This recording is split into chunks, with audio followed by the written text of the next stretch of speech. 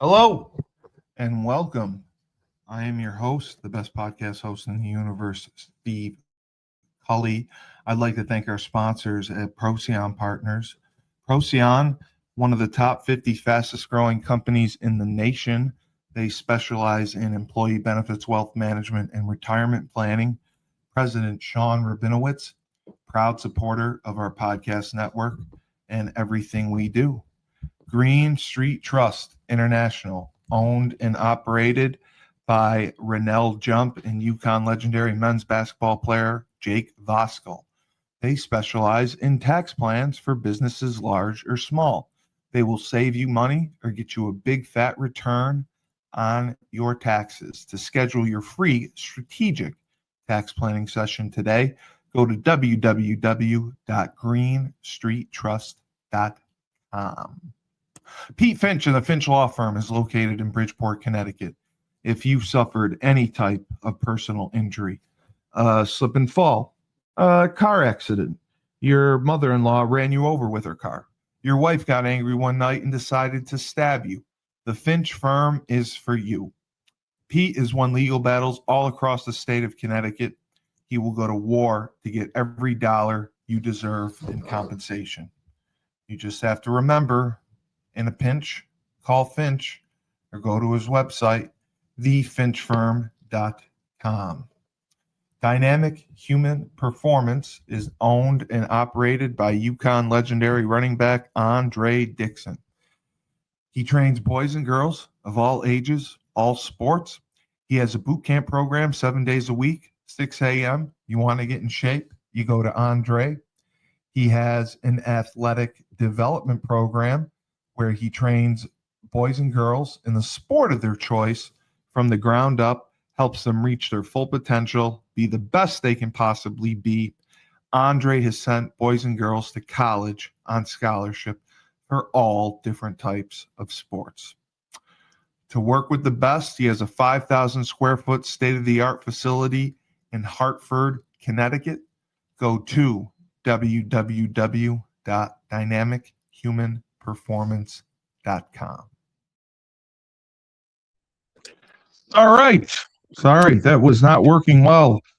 Pete Finch and the Finch Law Firm, located in Bridgeport, Connecticut. If you've suffered any type of personal injury, a slip and fall, a car accident, your wife got angry and decided to stab you, the Finch Firm is for you. Pete has won legal battles all across the state of Connecticut, and he will go to war to get every dollar you deserve in compensation. Just go to his website, finchfirm.com, and remember, in a pinch, call Finch. Andre Dixon owns and operates Dynamic Human Performance, a 5,000 square foot state-of-the-art facility in Hartford, Connecticut. Trains boys and girls of all ages, all sports. He has a boot camp program 7 days a week. Andre does a phenomenal job. He has sent boys and girls to college on scholarship for all different types of sports to work with the best. And he is the best in Connecticut. You can go to his website, www.dynamichumanperformance.com. All right. And here we are for the MMA Report. The man himself, all he does is train, teach class, beat that ass, and then he pounds it feverishly into the ground afterwards. Crown Sports and Entertainment's own Tyler King. The man of the hour, too sweet to be sour. What you see is what you get. What you get. It's better yet. Yes. How are you doing tonight, Steve? I am just so much better now that I have you with me. That's all that matters. That's very fair. That is very fair. Yeah, and we had a phenomenal show last time. And I give you a lot of credit. You're just, you're a draw. I mean, you're an attraction. People just want to see you. A ball of expertise and charisma, baby. It is. You know what? Charisma is all that matters. Charisma is all that matters. Yeah, that's fair. So that's fair. We briefly wanted to talk about the fight night It was an odd schedule. A lot of guys, inexperienced, I would say. We haven't heard a ton about. That's So fair.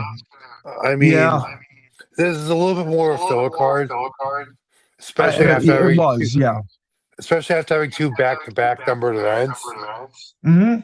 And let me tell you, I was taking a beat until the last two fights, and I had to go big on my parlay on the last two. It saved You me, bet this freaking stupid card? Are you kidding me?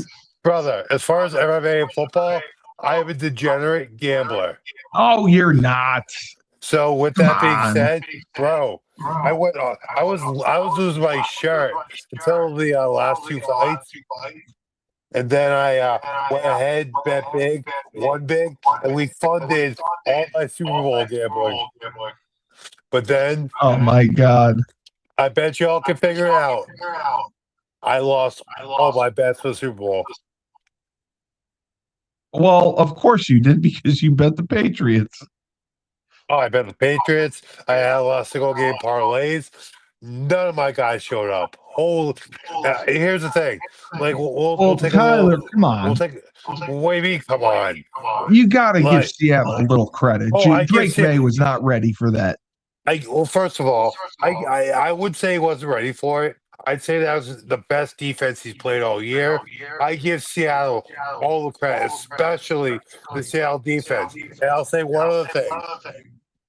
Big Red showed up. I was not expecting that. Please tell me you're not referring to Sam Darnold as Big Red. I am referring to Sam Darnold as Big Red. You cannot refer to Sam Darnold as Big Red. Why Yes, would I you do can. that? Yes, I can. You Because call it Sam Darnold Big Red? same as what's his name from Seattle that Julian Edelman just had on Games with Names. I didn't see that, but I'm trying to remember. It's not who is the beast Cincinnati Bengals running back during the early 2000s, 2000 to 2010. Corey Dillon. Yes, I believe it was. No, because Corey Dillon got picked up by the Patriots. It was the other Eventually, one, yeah. or maybe it was Corey Dillon. I'm not sure. I don't know that they. I mean, I got to check. I don't recall them having a beast after Corey Dillon. Maybe it was Rudy Johnson. I don't know. Oh, they did have him. Yes, But I didn't I think he have to was. go back. I don't remember exactly because I'm pretty sure it wasn't Corey Dillon. But Oh, hey, okay. but it was one Eh, of the It was one of the Cincinnati Bengals running backs, and the entire podcast referred to Sam Darnold as Big Red. So I will continue to call Sam Darnold Big Red. But here's the thing: he showed up in a big way in the Super Bowl. I have to give him credit. well, I mean, honestly, he played well. He He played very didn't do well. anything. He didn't do anything spectacular. Hey, He all they did. needed for that with that defense, Yeah, all no, they I needed was a agree. game manager. Yeah, you're right. You're right. You're right. You're right. They played smart. They didn't take a lot of chances. They kicked field goals. I thought it was going to be the only touchdown. I thought it was going to be the only Super Bowl where touchdown wasn't scored. I mean, I'm not gonna I let's be mean, honest. Drake May is probably the all-time MVP for garbage time, but hey, like yeah, I give yeah, Seattle that's all, I give Seattle all the credit in the world. Drake May will be back. Will Campbell took a beating. He'll be back, okay, etc. Tyler. I think that could be wishful thinking. Why? He's a Well, second-year quarterback. Josh Allen should. They He's a Bill should have second. won. No, they shouldn't have because they got their asses beat. They didn't get their asses beat. They Yes, lost by 3 points. They had 5 turnovers. and what were they? Were they 1-1 or 0-2 versus Patriots this year? Exactly. Fuck you. How about that? Yeah, okay. I'll say that. Bro, I will say fine. Your Patriots beat the Bills. I'll give you a gold star. I mean, I don't need a gold But star. But I mean, What? Mahomes was out of the Uh, playoffs. Burrow was out of the playoffs. No, who wasn't? The No, who Bills wasn't? were the best No, who team wasn't? to go. Yeah, and where did they get beat? In the They got divisional round. fucked, is what they got. That was a catch, okay? In overtime, it was a catch. And I'm not a Bills fan. I'm not a Bills fan. Clearly. I'm not a Bills fan. It was a catch. Clearly. I'm not. I do not like the Bills. Okay, I'm a cool. Giants fan. I just, that call pissed me off.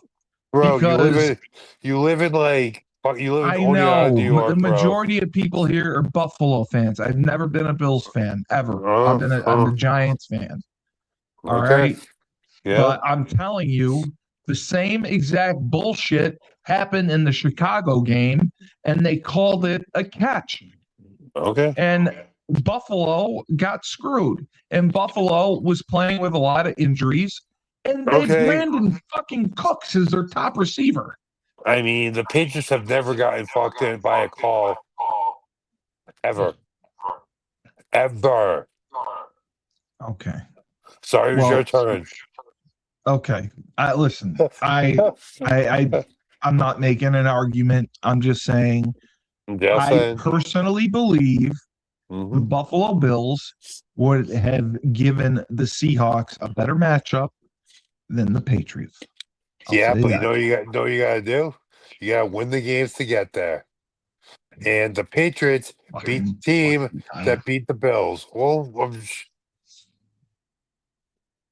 listen, the future is bright. If they in New played in England. the AFC Championship, Buffalo would have beat them. But they didn't. They got beat. The team that beat the Bills. The team that beat the Bills got beat by the Patriots. Yeah, and then the Patriots got to play the fucking third string quarterback for the Broncos in shitty weather. I mean, he's a good quarterback. He's not a good quarterback. He hasn't played in 3 years. Jared Stidham is a former starter in this league. Oh God, I'm not even going to talk about this anymore. Okay. You're wrong. I'll just say that you're fucking wrong. Okay. And hey. And the Patriots were shut out for 4 quarters. So listen, the Patriots got beat up pretty bad. Like I said, that Seattle defense is very, very, very legit. They had a good. Let me ask you. I'll ask you this because I want to see if you actually know. Okay. What would you say the blitz percentage was for Seattle against the Patriots? If you had to guess. We talking like bringing 1 or 2? A blitz would be counting 5 or more.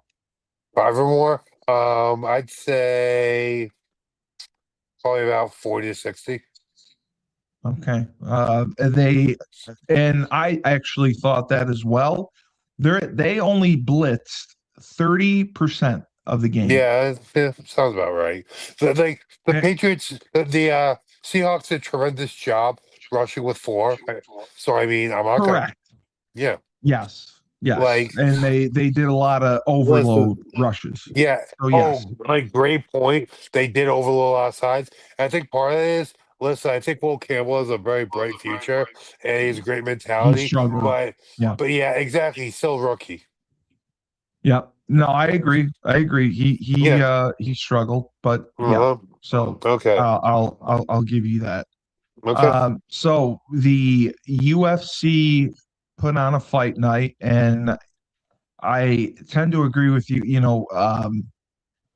3 shows, 3 weekends is a lot. Well, someone had asked this. Okay, I'll get that question after. But the point I was going to make is, not just 3 shows, 3 weekends, because that's normal for the UFC. It was 2 numbered events, 2 major events, right, back to back. Fight night. This fight night's not exactly going to be loaded. No. But someone had asked, how many fighters are under contract? I believe it's around 500. I believe it's around 500. It's 500? I believe so. Jesus, I thought it was like 150. No, it's about 500 fighters total. 500 guys they got under contract. I Damn. believe so. All right. Well, I mean, the guys that you know about from this card, the first matchup was the light heavyweight matchup. Dustin Jacoby won by knockout. Yep. Are you familiar with him or Julius Walker?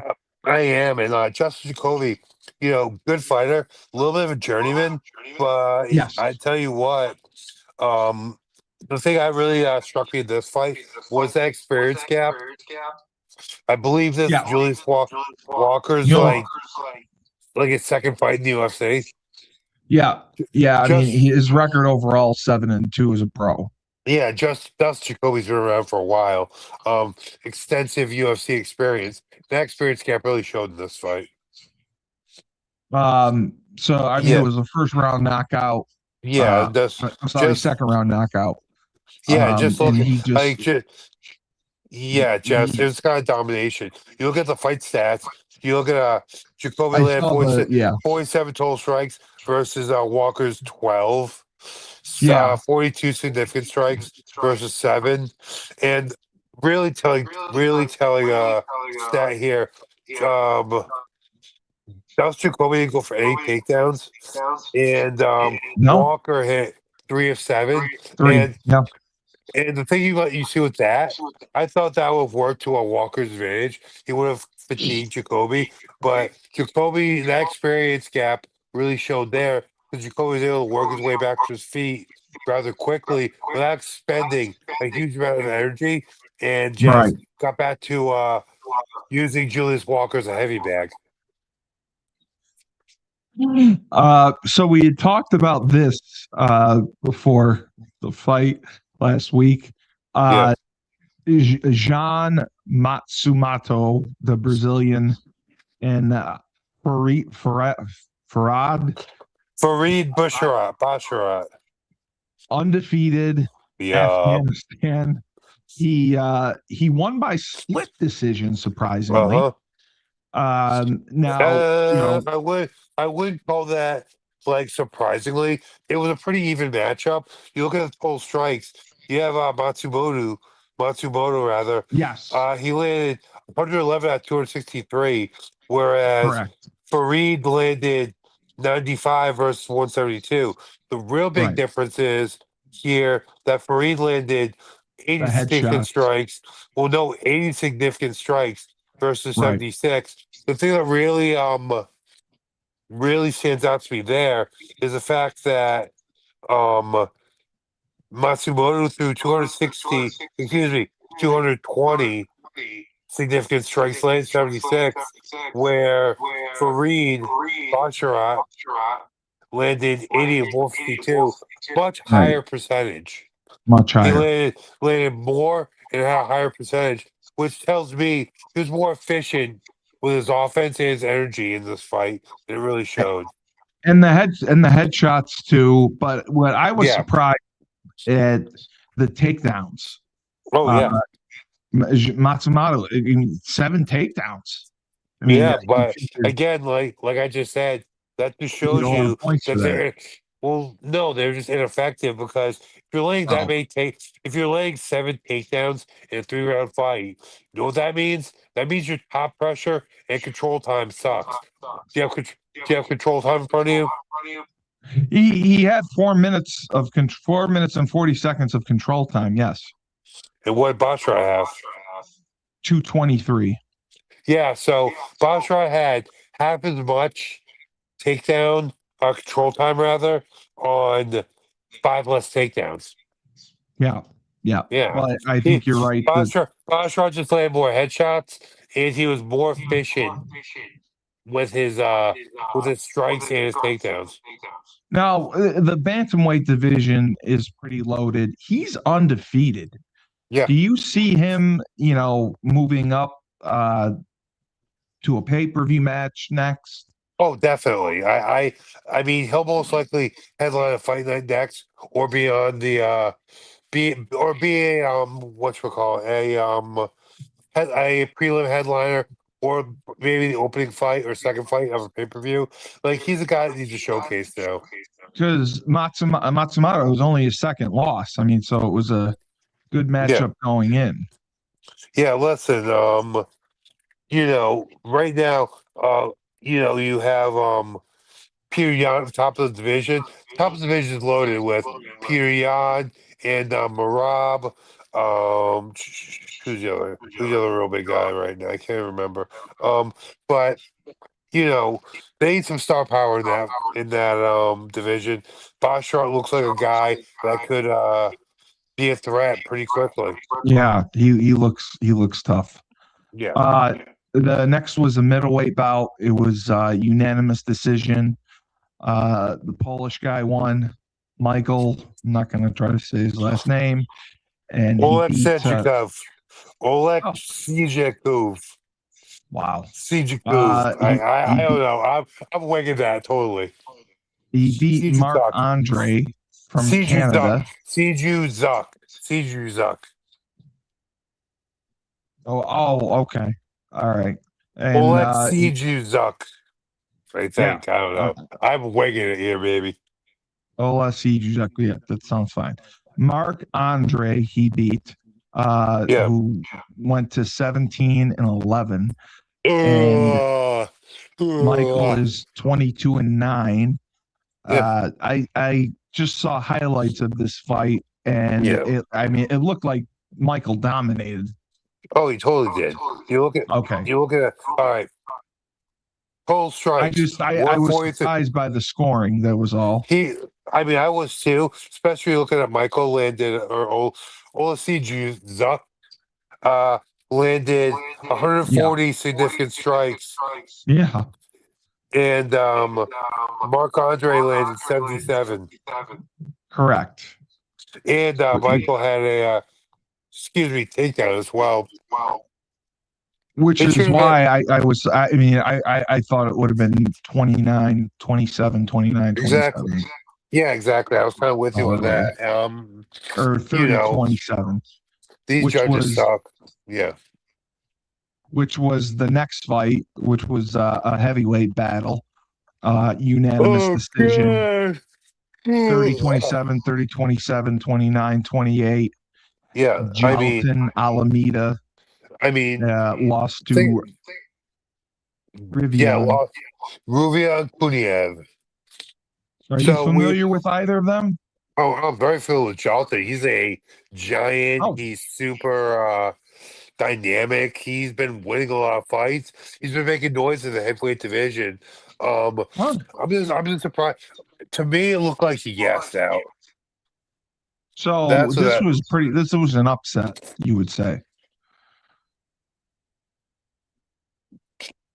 Yeah, holy S, dude. Sorry, I'm just looking at the fight stats right now. No, I know. It's crazy. Yeah, it really is. Like, wow. I mean, like I always said, you always bet on the Russian, but like this is one of those fights. Just knowing what I know about John Almeida, I would probably never mind. Not probably. I did bet on John Almeida because, like I said, all my parlays got busted early, so I bet on Jalton and Amir Albazi at the end to make some money up to fund my Super Bowl degeneracy. That was smart. And wow, like just looking at the fight stats, I mean, I have to rewatch the fight. Incredible. I was very much like kind of half paying attention to this one, but man, like I feel like Roosevelt might have gotten robbed. No, Roosevelt won. Oh, he did. Oh, okay. Oh, okay. I was reading that wrong. Yeah. Then I take back what I just said. Jalton is disappointment in this one, unfortunately. That's what I was saying. Like, it was probably an upset. No, actually, I did bet. I did follow my. I forgot. I did follow my usual path of logic. I did bet hard on the Russian. You bet the Russian. Yeah, I mean, it's different when they fight the Brazilians. The Brazilians are tough. So, but you said always take the Russians. I get it. Yeah. The next flyweight bout, Amir Oh yeah. Never Alabazi. mind. Never mind. I did lose. I did bet on Jalton, but Oh, you did. I had. Oh yeah. No, I bet the next one. I bet on the winner, Koguchi, and I bet on Mario Batista. So hey. Horiguchi, again, unanimous decision, 30-27, 30-27. I love that. And then Yeah. one guy had a 29-28. Yeah. I thought that I mean from the highlights I saw, he seemed to have dominated. I mean, 36-5. That's a Oh, great record overall. Horiguchi is that guy. They brought him over from Ryzen over in Japan. He, Okay. I believe he was the Ryzen bantamweight champion for a long time. He has a just a shit ton of fights. He's the real deal. Like, I'm pretty sure he's already fought for the flyweight title, but he's definitely got to be in line for another shot. So he'll be on a pay-per-view, you believe, next or headline a fight night. I mean, most likely, I would think he would Yeah. headline a fight night in a contender fight. But the thing is, Right. the lower weight classes don't get the kind of No, numbers or they don't. publicity that They higher don't. weight classes do. So pay per view, I don't know, but he could headline a fight night, be in line for a contender fight. So the main event, Yeah.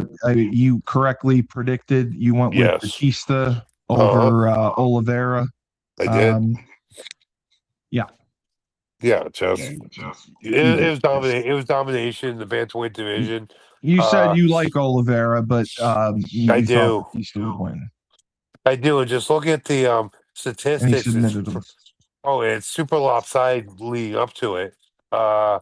Batista like 5 or 7 takedowns, 49 That's out of what I 60, couldn't believe. 49 out of 63 significant strikes. So Oliveira only landed 18 out of 27. I Jesus, the mean, percentage on oh that is no, huge. excuse me. That was total strikes, significant strikes. Yeah, Bautista landed 15 of 27, yeah, and Oliveira landed only 12-21. Higher percentage, but not as much volume. But the really telling stat out of all that is those takedowns.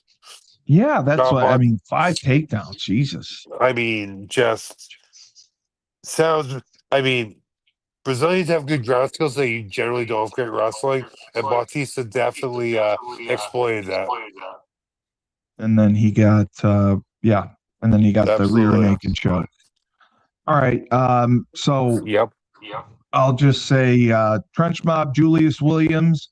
He is in Decatur, Georgia, trains offensive and defensive linemen. They compete in 5v5 tournaments and showcases across the country. Julius has sent kids to schools like Florida, Florida State, Miami, Alabama, Georgia, Tennessee, Clemson, to name a few.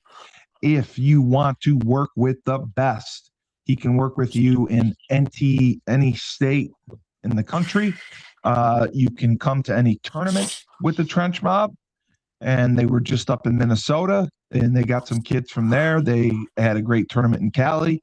And you just have to go to their website. It's trenchmobfootball.com and sign up and work with the best. Ned Von Young, Fresh Fold Laundry Company, high-end laundry service, Chapel Hill, North Carolina. Wash, dry, fold it for you. You book it online, put it in a clear plastic bag, and you place it outside. They come and pick it up. They now offer a delivery service as well. You can have your laundry done without leaving the comfort of your own home. They have deals for college students. So if you're in college, watch yourself. And they also have the online subscription model, weekly or bi-weekly. Check out their website. It is myfreshfold-laundry.com. Let's see what we got here. Oh, JDM was robbed. Huh. I wouldn't go that far. Hugging and winning. I don't know who that refers to. Probably JDM because he Oh, lost by decision. And Khabib isn't a top 5 at lightweight.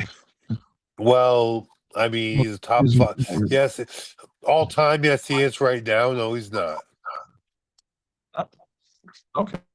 I didn't know you were going with that. So we're gonna go over the light or the pound for pound rankings Yeah. as ESPN has it. And it kind of really split because of Volkanovski's win. Mhm. Because people don't That's believe fair. Lopez should have been in that fight. And Dude. All right. I People that say Lopez didn't deserve to be it in that bothers fight. you. I Dude, like they're just I'm sorry. You're either casual or you're just dumb. I'm sorry. Sorry, not sorry. If that's what you believe, you're either a casual or you're just dumb. Okay, because A, who else was there? B, Diego Lopez has been a murderer. He had one loss in his last, like, what, 10 fights? I mean, it was the Volkanovski, but they thought that they should not have run it back so soon. That's all. I think people were pissed about. Hey, Jesse Miller, you're trying to tell me Khabib isn't a top 5 lightweight at all time when you're saying Ilya would knock out anyone from 135 to 170? Well, Yeah. what Khabib do against Connor? The biggest foil he had. He knocked him down. He got the lone knockdown of the fight and finished the fight. You need to chill, bro. Because, right, like straight up, Prime Connor versus Prime Ilya, you look at Striker's delight right there, but Prime Connor would probably mop the floor with Ilya.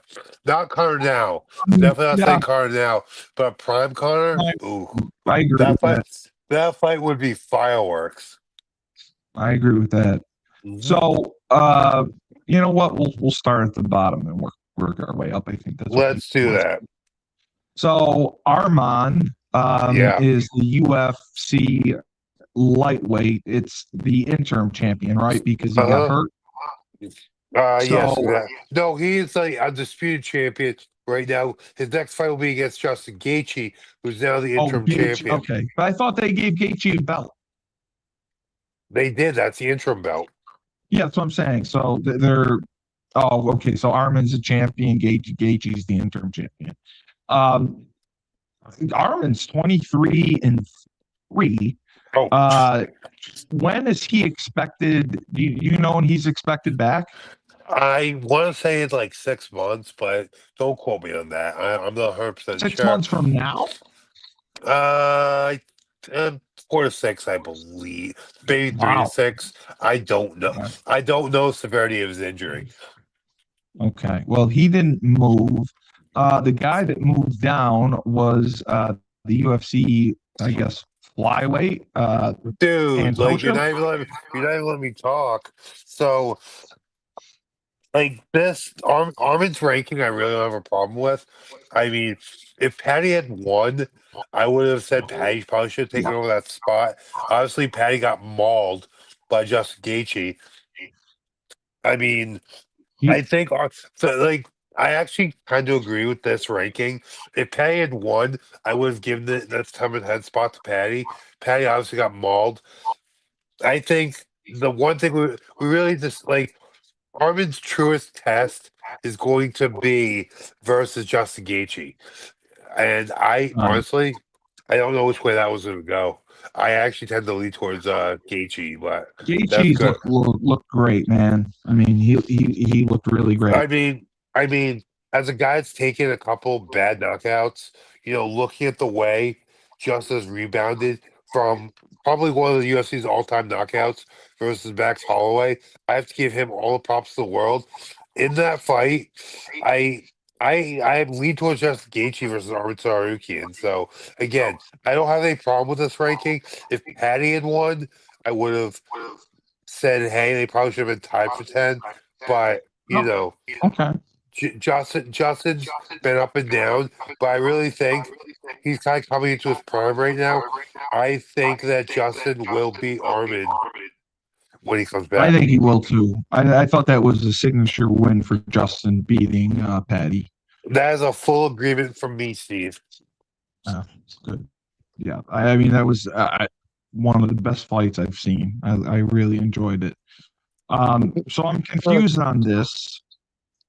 Pantoja flyweight. I Yeah, thought Volkanovski's flyweight. Oh no, he's featherweight. I'm sorry. he's featherweight. This So, is yeah, so where you compete Pantoja's with. the flyweight.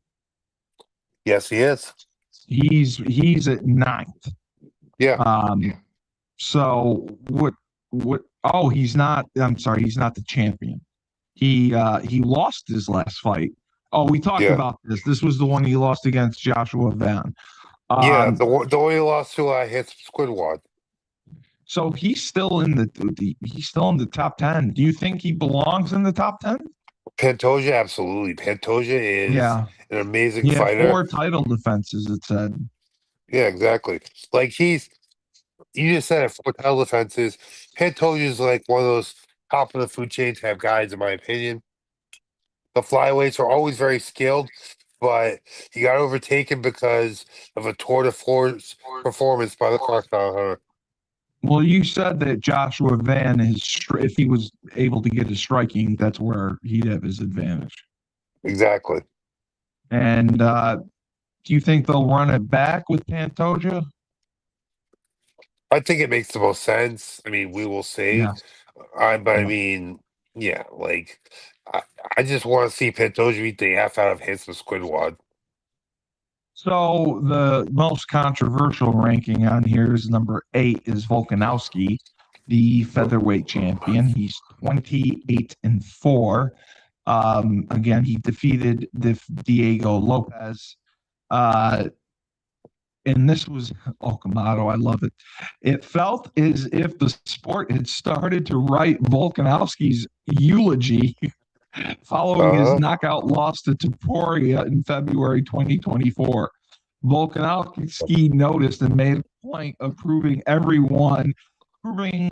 everyone he still has plenty left by recapturing the featherweight belt at UFC 314, the first of 2 consecutive wins over Lopez. Now he's one of the oldest champions at age 37. So that's why he wants to prove people wrong, but his age is of a concern.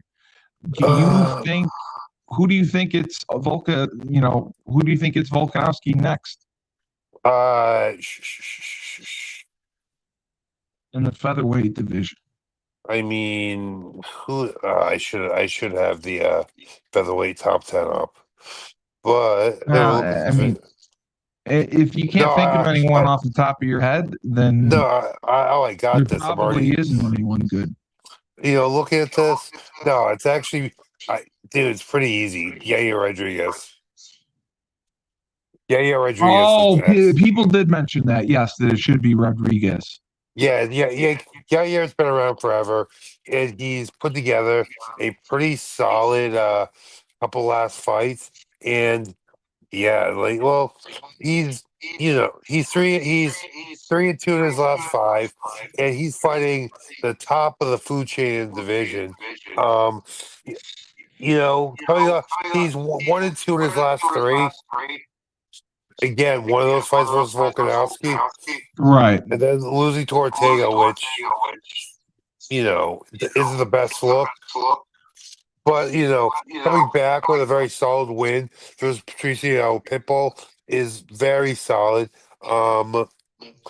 He might need another fight, but with such a high ranking, I wouldn't be upset if he's the next guy to fight Volkanovski. Okay, I like that. Number 7 is Merab. Merab was on one of the most impressive runs through the bantamweight division in UFC history. He defeated O'Malley twice in 9 months. And he showcased a new part of his game, finishing O'Malley with a 3rd round guillotine. And exactly. Yeah. So I mean, Merab's 21-5.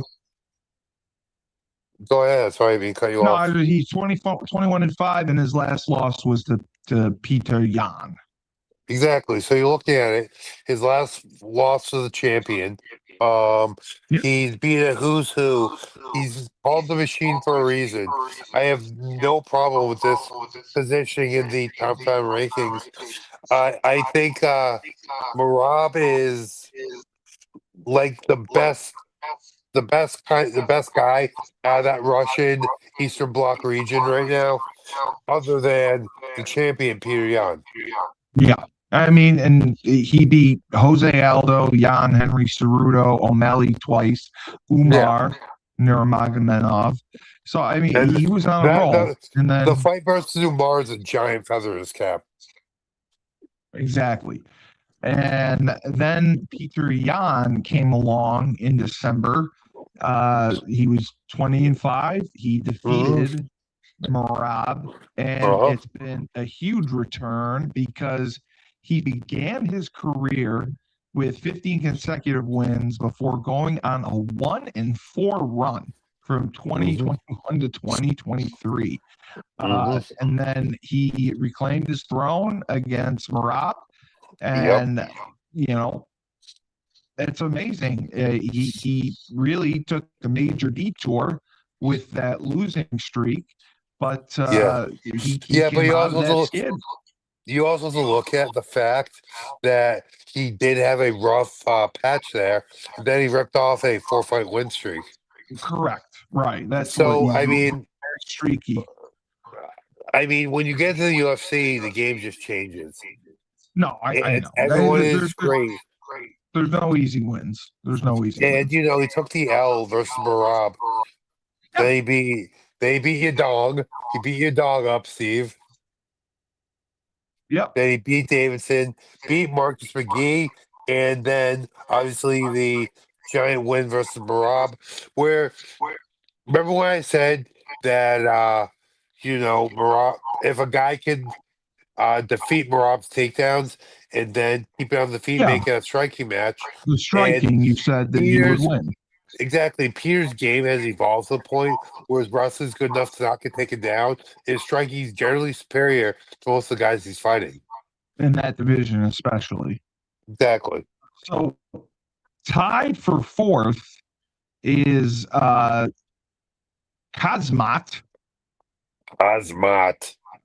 Chimaev. the Yeah. UFC middleweight champion. Yeah, valid. And he's the one, he's 15-0. Yeah. And he was I remember this because he was the favorite going into this fight, and I was shocked by it, against Duplessis. And he did a great job.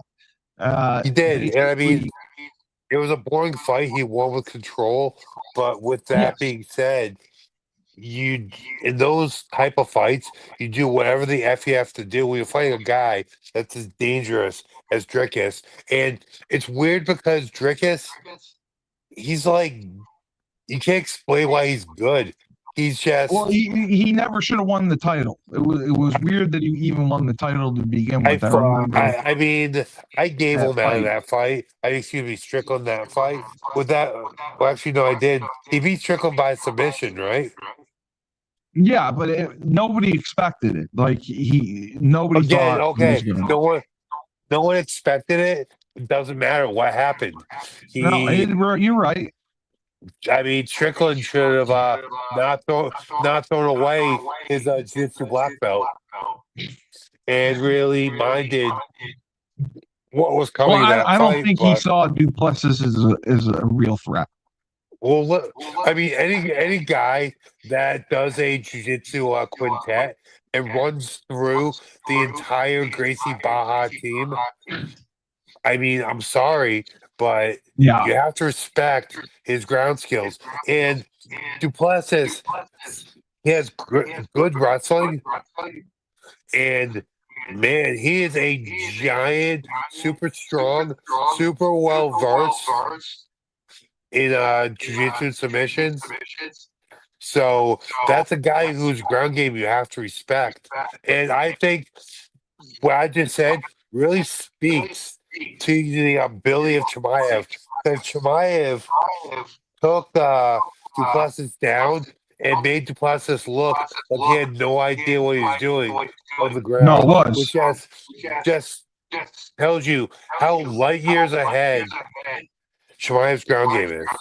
I mean, Okamoto called it one of the most dominant title fight performances in UFC history. Exactly. This ranking is very well deserved. Now, who do you see him fighting next in the middleweight division? Because his last fight was in August, so he's got to have something coming up. Personally, if Strickland has a convincing win versus Fluffy, Oh, okay. I think it'd be Strickland. Okay. All right. I'll But go he with needs that. to have it needs to have like a super convincing win in his next fight to get that. So, number 4, he actually moved down, was Tom Aspinall. He was 3rd before, and he's the one who worked Tom Aspinall. But all he wanted was a fight with John Jones, and he couldn't get it. He fights Cyril Gane. that might be the best thing that ever happened to him. Getting hurt, getting the eye thing. I mean, not fighting John Jones is what I mean. Oh, okay. Well, I mean, yeah, John Jones is just superhuman. You still think it could happen? Or no. You said it would be Pereira. That's what it was. Yeah, we'll talk about that. So listen, Godspeed, Tom Aspinall. Hope I just saw a post where he went through the eye surgery. The prognosis is very good, so hopefully we'll see him back. And with that being said, I would like to say that French dude, I can't remember his name right now. The guy that's lost like 3 title fights and poked Tom Aspinall in the eye. He's a dirty Frenchman. He's a dirty cheater. Cyril Gane. Cyril Gane is a piece of garbage. And people were pissed off because the fight was declared a no contest. I mean, yeah. It should have been disqualification, but because it was so early in the fight, it was a no contest. With that being said, I've said this time and time again, that eye poke was intentional. Yeah. So I don't understand why he would do that. Probably because he wanted to find a way to win. Does he still get paid? Yes, he still gets paid. Oh wow! He still gets his show money. Full check. Wow. Yeah. All right. Well, then I guess it was a smart move then, because he was going to get knocked the hell out. Cyril Gane. Number 3 is the UFC light heavyweight champion, 13-3. His last victory was against Magomed Ankalaev on October. Ankalaev. He had an incredible 2024, and he faced his toughest really test as a light heavyweight when he fought Ankalaev at UFC 313. But that was a major win for him, and do you think the people would like to hear by Alex Bahaya's story? Sure. So I was cornering a young fighter. His name is Omar. I can't say his last name because it's some Algerian jumble, but he lives out of France. He was training here under me and the other coach at the UFC gym for over a year. Then he moved back to France with his family, and we brought him back for a fight at Reality Fighting. He fought Mohegan Sun. This is about 3-4 weeks ago. And anyway, so I'm the first one to get there. They're on their way, so I'm the first one to get to the locker room. And I'm in the locker room, and I'm just like, I'm getting stuff ready. I'm putting stuff out, putting out the tape, etc. And there's this really attractive girl there. And she's like kind of like looking over every now and then. And I'm like, Well, I mean, you kind of have to. So holy shit. That like, I think it's Tracy Cortez. It was. So I'm like, oh shit, okay. I'm like, oh shit, I wonder who's around. Oh shit, I know who's around. And I'm like waiting for the guys to get there, so I get up, and I walk out, and I turn the corner, and right in front of me is Glover Teixeira and Alex Bahia. you're They were Alex's son had a grappling match, and Glover had one of his fighters fighting. Anyway, I just walk out. I'm like, whoa. And I just go, Shaba. And they both go, Shaba, Shaba. And that what was does that that. mean? And like, no. The best thing about this is I was like, okay, don't look at Tracy the rest of the night because I'd seen in the MMA like social media sphere that they were dating, and obviously it was true because Alex trains in Connecticut at Glover School, and I had seen and obviously him and Tracy were involved because Tracy was there as Alex was cornering his son in a grappling match. And like the best part about it is literally like 3 or 4, like early in the week, the next week, the news broke that they broke up. And I'm like, well, that makes sense if she was giving me the eye. Of course. I mean, look, you caused it. You I would say, ruined I the would say, relationship. I would say I caused it. I would say that Alex saw which way the wind was blowing with that girl and got himself the hell out of there.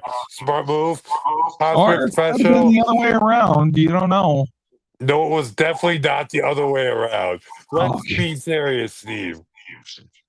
Like, this girl that's giving me, of all people, the eye is going to go break up with the UFC heavyweight champion. Tyler, I don't know. I think you have special pheromones I that just mean, you attract might. women to you. Well, I really do. It's got to be. You got to have pheromones that are just different. I mean, It's like your dog and heat. I guess it's too bad I've turned over a new leaf. So hey, Your dog and heat, and just women can't. They no, can't I'm not, resist. dude. I know, but I've been a good boy for about a year and a half.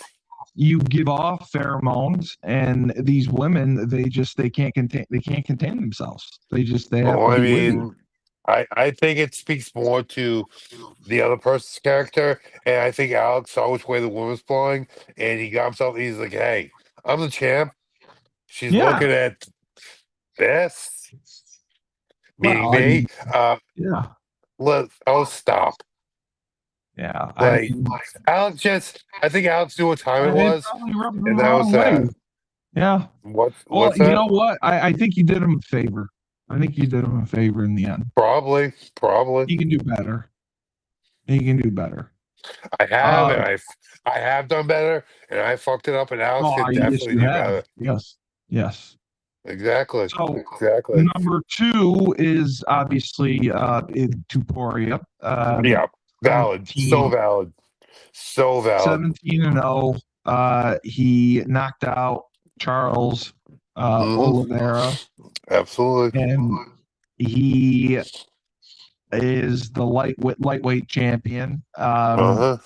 He knocked out two of the greatest featherweights in UFC history, Of Volkanovski and course. Holloway in 2024. Yep.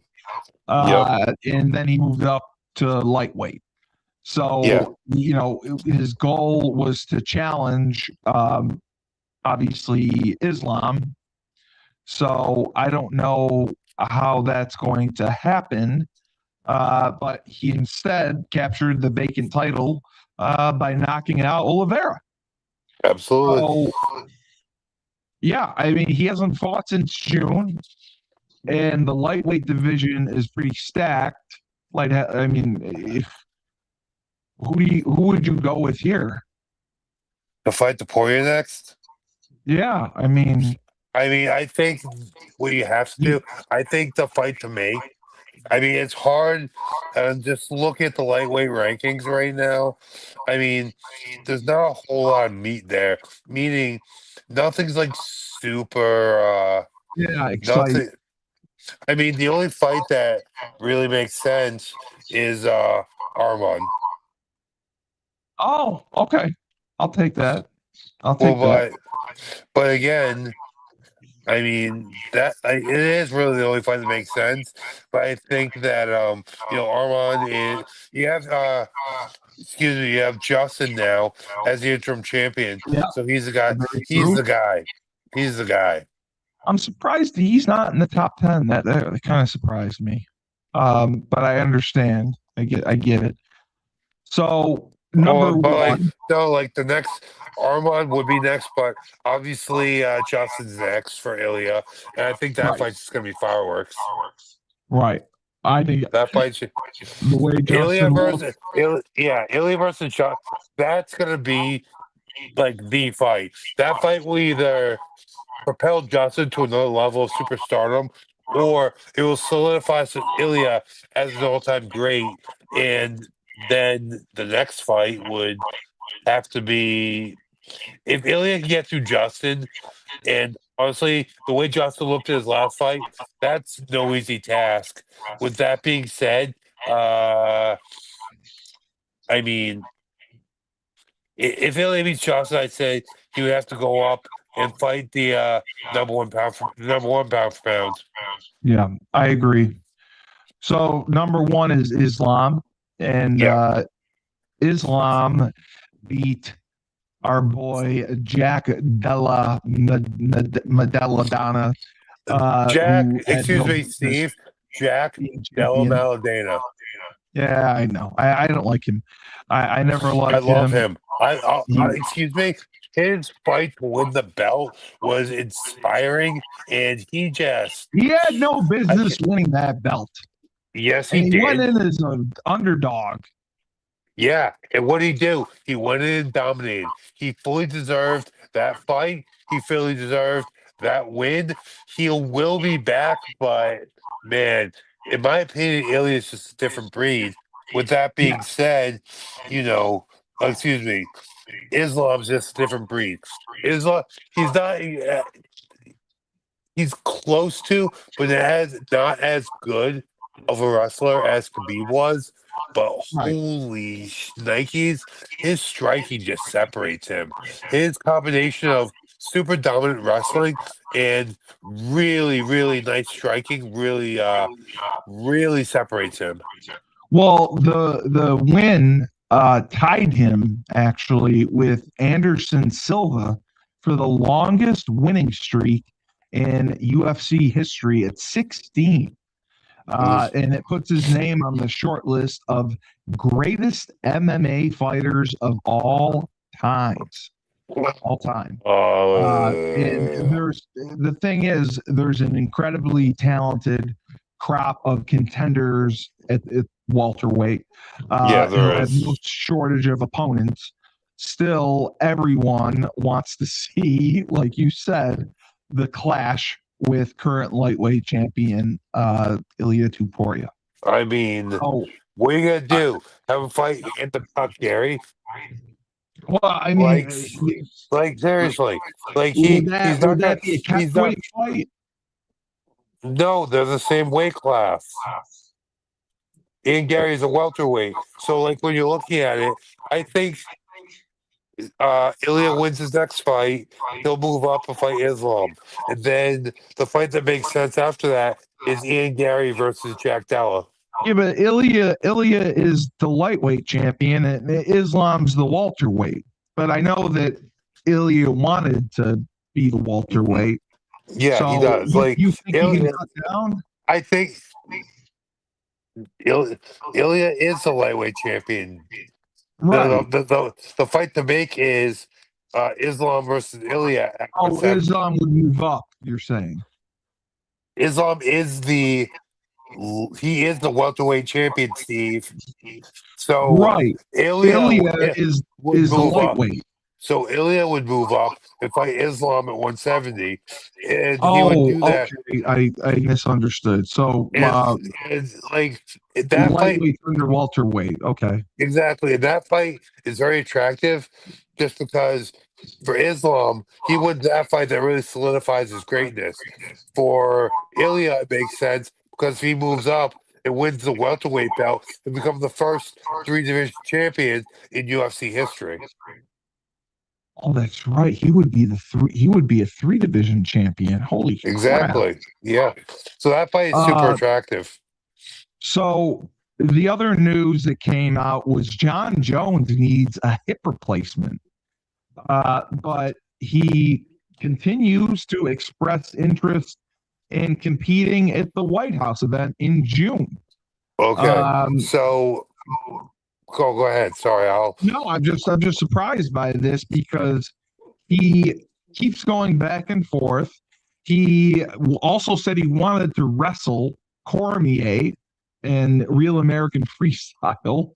yeah. So he just seems he's all over the place. He's got I severe mean, arthritis in his hip, and he needs a hip replacement. mhm. His last training camp was terrible. He was in so much pain. Oh, it Um, was terrible. It was terrible, and then he knocked Stipe the fuck out. Like well, I'm not. Stipe I'm honestly. shouldn't have I'm been in that honestly. fight. Yes, you should have. Anyway, I know I'm talking a little bit of shit right now, but let me tell you something. John Jones is the best ever. I don't I want to agree. hear. I agree. I don't want to hear anyone say anything else. John Jones is the best ever. I And agree. at the end of the day, all of us old athletes, especially us old MMA fighters, there's major things that need to be fixed. I have two metal ankles. I've had both my shoulders resected. Like it's just there's just a plethora of things.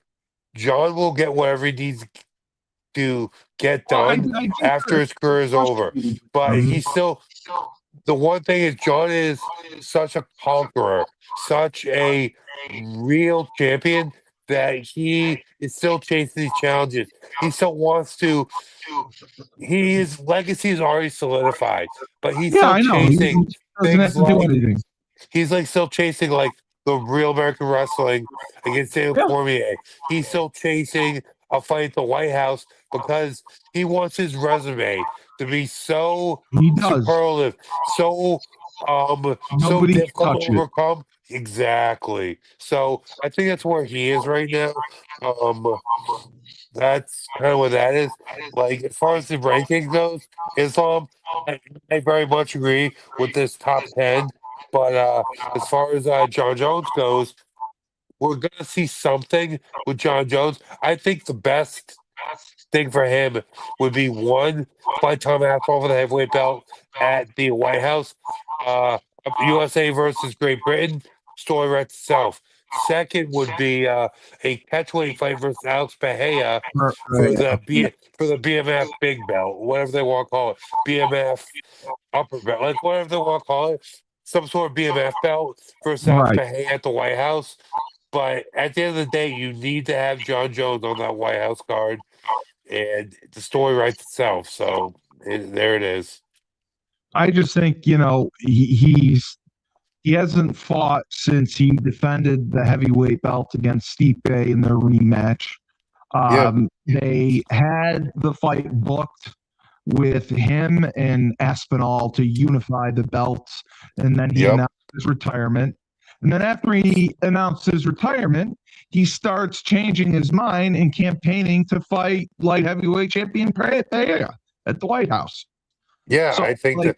Well, okay, I actually, want Cormier wrestled. he was campaigning to fight Tom Aspinall, and then Alex Bahia. As far as here it goes. As far as star power goes, the fight is him versus Bahia at 225 at the White House. That is the fight to make. I I agree think 100%. star power wise, that's the fight to make. You're talking about. Listen, he's what 37, 38 years old right now with He's an arthritic 38. hip. 38 Yeah. with an arthritic hip. Listen, I had probably my best run as a professional mixed martial artist at age 38. With that being said, I mean, even with playing college and professional football in a long fight career, I didn't have as many miles on my body as John Jones does, and my hip wasn't in nearly as bad shape as his was. He's campaigning right now for the biggest fights with the biggest wrestling matches with the most prestige and the most money. It makes sense. He should do it before his body just completely gives Yeah, out. yeah, because they'll have the hip replacement after. Yeah. Cormier looks like about 330. I don't think he can wrestle anyone. But I mean, as much I as I would couldn't like believe to how see happy he that, looked. yeah, I just don't think it makes sense. Yeah, John Jones so is I agree with by you. far the strongest person I've ever felt in my life, but man, DC at like 290, that's gonna be a strong man. Yeah, yeah. Yeah, So we'll see what happens. exactly. There's another fight night this weekend. I'll take a look at the card and see if it's worth looking at Yep. next time. I know that it is Strickland. Strickland's fighting. Yeah, Strickland and Fluffy. Like I said, Strickland wins this fight. He should get the next shot at Duplessis. And then on March 7th, it's Holloway versus Oliveira, too. Wow, that's an interesting one, too. That is actually for the BMF belt. Yeah, that'll be fun to talk about. So Yes, it will. we'll see what happens. We'll see what happens. Great breakdown of the fight night and Thank the you. pound for pound list. Mhm. Cage Titans, Ozzy. When is that coming up? So the biggest fight in Cage Titans history, it is Cage Titans at the MGM Fenway. Fenway. Yep. Ozzy Martin will be fighting. I have to go back over the name. But he's fighting a Contender Series alum. It's a great fight. He's fighting. This is the most experienced guy Ozzy has fought. But I mean, Cage Where Titans is this does. on the card? Is this like I near believe. semi-main? I believe it's a feature fight. Will be the third from last. Oh wow, that's Yeah. awesome. Yeah. That's huge for him. Now, Ozzy Martin's. Let's go ahead. is this his third pro fight? No, it's his fifth. Oh, it's his fifth. Okay. He actually he took a Muay Thai kickboxing fight for funsies, and he headlined the Ring Titans event. Cage Titans has put on their own I kickboxing remember that promotion. one. He's And great. and what else he do? He went viral again. That guy, I know. he literally like total has over 5 million views on YouTube. I remember it was that reality thing or whatever it was called. It was crazy. It was Ring Tide. crazy. So He kicked the guy so hard the legs he flipped through the air twice. so just in reality, how close would he be from a UFC contract?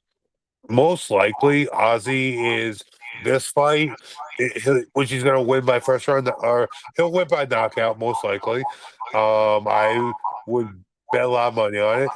After that, he's probably one fight away from the Contender Series. Wow. Like And, I know. Oh, go ahead. Would that be your for Crown Sports your first UFC guy? Yes, it would.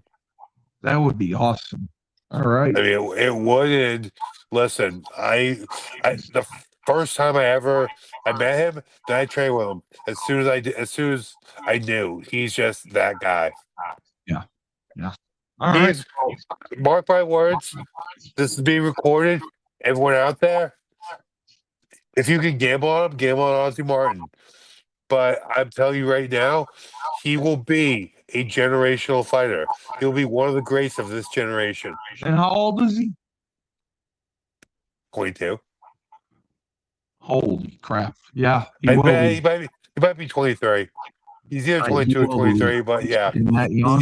Jesus, he is that guy. He is generational. He's 24. My God, wow. He's already a pro. No, he's a pro now. No, I mean in UFC by then. Oh, most likely. He'll be in the UFC by the time he's 25, most likely 24. Yeah. And I mean, the kid's just a highlight machine. Yeah, He has like he's 5 very million views. He charismatic has like 5 million views on YouTube. It's ridiculous. because he's a charismatic guy. He's very Yeah, enjoyable to watch. I think that's huge. yeah, Whether you like it or not, you got to have charisma, exactly. just like wrestling. Yeah. Just quickly, I mean, your thoughts, the Royal Rumble winners? Who won the like? That's the thing. It's on ESPN. Who? Roman Reigns, Who won? Oh yeah. No, okay. Who won first? Like I care, but who won the women's? Liv Morgan. I mean, I would. Well, of course I would too, but come on, We know you would, but my shares are she's higher not than a yours. threat to Uh, beat anyone. Like I I, think I, it's a I horrible like move. Liv Morgan, but I mean, again, I'm not I nearly like as Liv well Morgan versed. too. I love I'm her, not but near. I'm not nearly as well versed in the women as I am in the men. yeah, Roman Reigns is the right choice to win the Royal Rumble because they want to put back against Cody.